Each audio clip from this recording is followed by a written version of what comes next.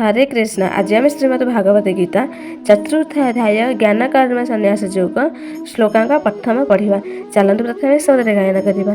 इमं विवस्वते योगं प्रक्तवानमहव्ययं दिवस्वान मनविप्र मनुरीस्वा कवे ब्रवीत्। भगवान कहले मु एही अविनाशी जोग सूर्य को कहले सूर्य निजर पुत्र वैवस्वत मन को ताहा कहिथिले एवं मन निजर पुत्र राजा ईक्ष्वाकु को ताहा कहिथिले।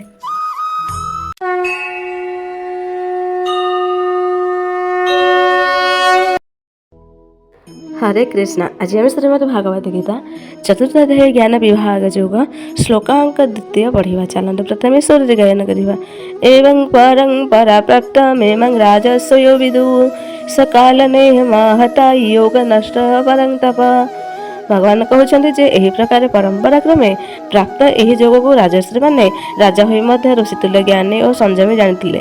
किंतु हे परंतप अर्जुन शत्रु मानकु ताप देउथिबा पीर दीर्घकाल बीती जिबा परे काले न इह महता अर्थात एही महान योग पृथ्वी रे प्राप्त लुप्त होई गला नष्ट। एहार कारण हैला योग्य गुरु और शिष्यंग अभाव समय रे प्रभाव रे लोकंगर आसक्ति बुद्धि एवं ज्ञानर सुधरा ह्रास पाइबा। यह ही कारण जे भगवान को पुनर्बार एही ज्ञान देवाक पड़ुछि।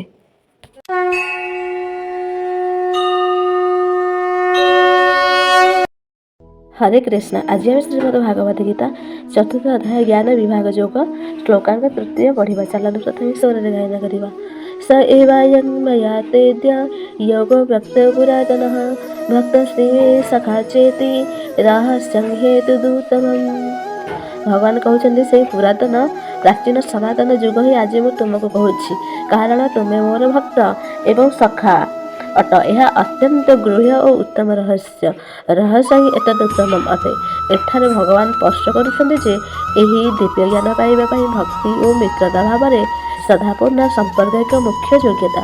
केवल विश्वस्त भक्त और प्रिय सखा ही एपरी मूढ़ रहस्य प्रदान करा जाई पारे कारण सेमाने एहार महत्व बुझीपारे और दुरुपयोग करेंगे नहीं।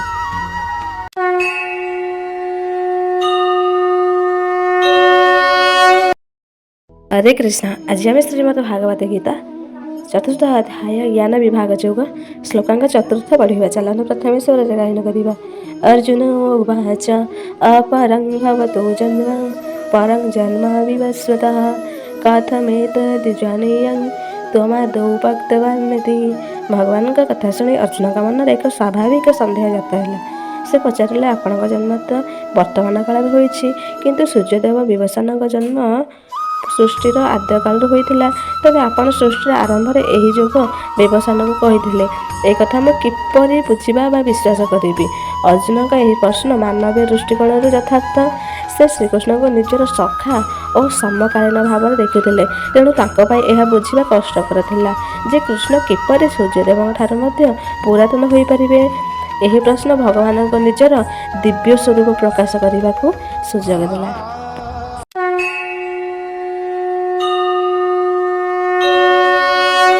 हरे कृष्ण। आज आम श्रीमद् भागवत गीता चतुर्थ अध्याय ज्ञान विभाग योग श्लोकांक 5 पढ़ा। चलतु प्रथम स्वर गायन करवा।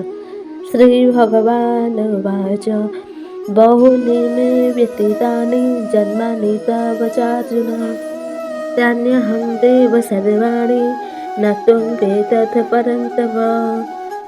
अर्जुन का संदेह दूर करने को जाई भगवान कहले हे अर्जुन मोर एवं तुमर मध्य अनेक जन्म बीती जाइछि।